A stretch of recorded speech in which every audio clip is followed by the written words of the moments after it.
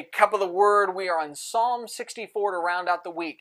David points out a practical reality in this psalm, that if you live a godly life, you're pretty much guaranteed to have some enemies along the way.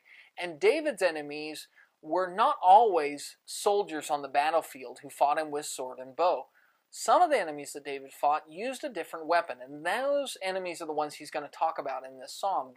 The enemies that use the weapon of plotting words and gossip and backbiting behind closed doors. The enemy that won't face you face to face on the battlefield, but instead will cut you down behind closed doors when they think you're not looking.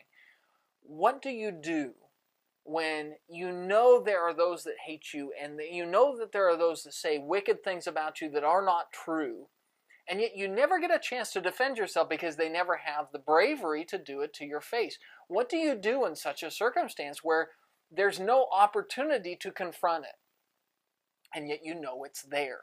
That's what David deals with in the psalm, and the answer to it is, God knows what goes on in secret. I just have to leave it at that. God knows what goes on in secret. God will reveal what needs to be revealed. God will protect His people, and there's nothing hidden from Him. So if there is backbiting and gossip and damage and plotting being done in the darkness, well, nothing's dark to God, and nothing will slip past His radar, so He will always be our shield, and we have to trust that, even when it's very, very difficult to do so. That's your Daily Cup, and we'll see you next week.